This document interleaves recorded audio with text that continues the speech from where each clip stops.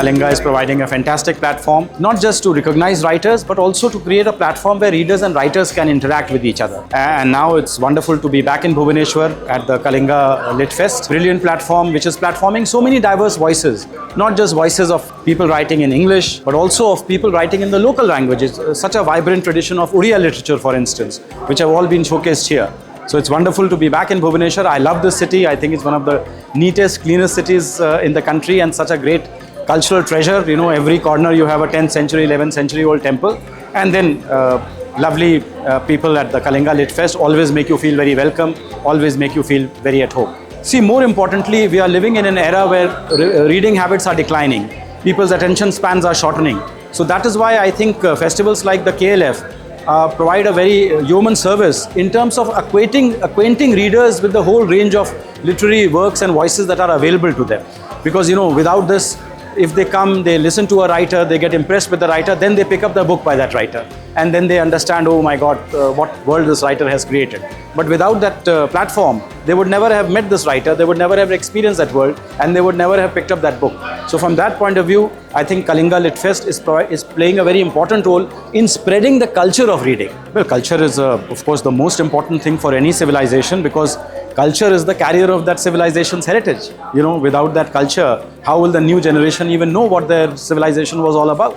And I think we are very lucky that we are inheritors of such a magnificent civilization going back from 5,000 years. So today, believe it or not, my first visit was to Dholagiri, where I saw Ashoka's edicts dating back to the 3rd century BC. Imagine to see, you know, what he wrote in that edict, you know, what his kingdom was all about, what kind of morality he was preaching.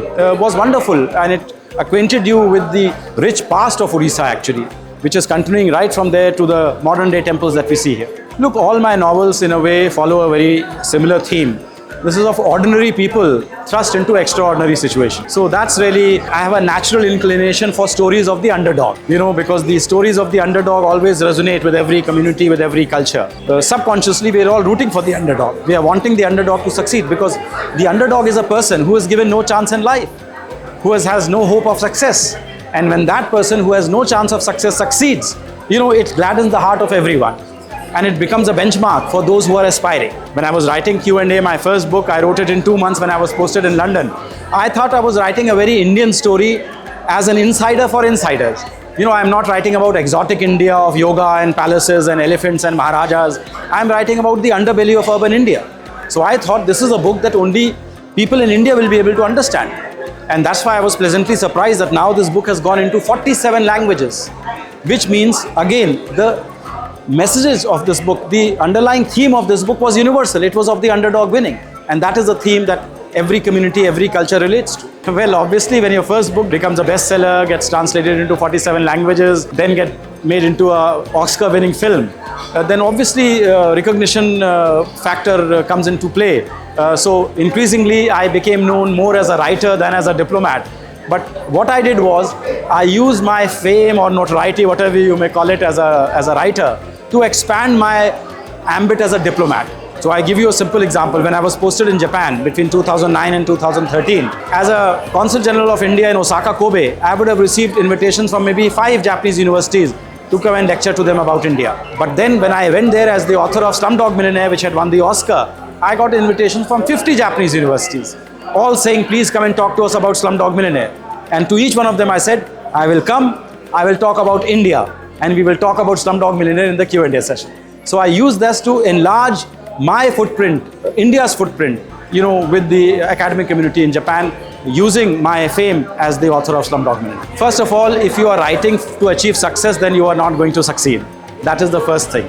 You should write something that you believe in passionately. You should write a story that only you can write. That story has never been told before. Only you can tell that story. Then tell that story. If that story has already been told before, then what new are you bringing to it? And thirdly, and most importantly, you have to get that story evaluated by objective people who have no interest in promoting you. Because then you will realize what is the worth of what you have created. Because the author is too close to his work. Every author thinks, oh my God, this is going to win the Booker Prize or the Pulitzer Prize. But only when you get it critiqued by others, then you realize whether it is destined for the Booker or the bin. So I think that distinction is very, very important. And it's important that the writer is able to get objective feedback on what he or she has created. No, failure is very, very important, because failure should be a step to success, because only through failure you are able to learn where you went wrong and then correct it in the next iteration. And that is a stepping stone to success. And failure is very important because failure keeps you grounded also. Because that today you are flying high, but tomorrow you can come down. And that's why for me the mantra is, this too shall pass. When you are at the height of success, remember this too shall pass. When you are down in the dumps, remember this too shall pass. You will come back again. So if you have this mantra, you cannot fail in life.